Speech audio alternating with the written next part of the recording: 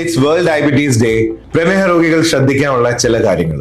ഒന്ന്, ഡയബറ്റീസിൽ എന്താ കഴിക്കുന്നതിനെക്കാട്ടിലും ഇമ്പോർട്ടന്റ് ആണ് എപ്പോഴാ കഴിക്കുന്നത്. നമ്മൾ എന്താ കഴിക്കുന്നത് വളരെ ഇമ്പോർട്ടന്റ് ആണ്, പക്ഷെ അതിനെക്കാട്ടിലും കൂടുതൽ ഇമ്പോർട്ടന്റ് ആണ് എപ്പോഴാ കഴിക്കുക. കൃത്യം ടൈമിൽ ഭക്ഷണം കഴിക്കുക. ടൈപ്പ് 1 ഡയബറ്റീസ് ആണെങ്കിൽ 6 മീൽസ് ഡയറ്റും, ടൈപ്പ് 2 ഡയബറ്റീസ് ആണെങ്കിൽ 5 മീൽസ് ഡയറ്റും.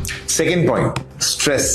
മെന്റൽ ആണെങ്കിലും ഫിസിക്കൽ സ്ട്രെസ് ആണെങ്കിലും ഷുഗറിനെ നന്നായിട്ട് ബാധിക്കും. സോ ഞാൻ എന്റെ പേഷ്യൻസിനെ എൻകറേജ് ചെയ്യുന്ന ഒരു കാര്യം എന്ന് പറഞ്ഞാൽ 7-8 മണിക്കൂർ കണ്ടിന്യൂസ്ലി ഉറങ്ങുക. മൂന്നാമത്തെ പോയിന്റ്, എക്സസൈസ്. നമ്മൾ സാധാരണ എക്സസൈസ് എന്ന് പറഞ്ഞാൽ വാക്കിംഗ് എന്നാണ് ഉദ്ദേശിക്കുന്നത്, പക്ഷേ കാർഡിയോ ഈസ് വെരി ഗുഡ്. അതിനെക്കാട്ടിലും ഇമ്പോർട്ടന്റ് ആണ് മസിൽ സ്ട്രെങ്തനിങ് എക്സസൈസ്. ഡയബറ്റീസ് ഉള്ള ആൾക്കാർക്ക് ഓൾറെഡി മസിൽ വേസ്റ്റിംഗ് ഉണ്ടാവും എന്ന് പറഞ്ഞാൽ നമ്മുടെ മസിൽസ് ഒക്കെ വളരെ കുറഞ്ഞു പോകും. മസിൽസ് വളരെ ഇമ്പോർട്ടന്റ് ഫാക്ടർ ആണ്. സോ മസിൽ സ്ട്രെങ്തനിങ്, ചെറിയൊരു ഡംബിൾ എടുത്ത് എക്സസൈസ് ചെയ്യുക. സ്ത്രീകളാണെങ്കിലും ആണുങ്ങളാണെങ്കിലും രണ്ടുപേർക്കും മസിൽ സ്ട്രെങ്തനിങ് വളരെ ഇമ്പോർട്ടന്റ് ആണ്.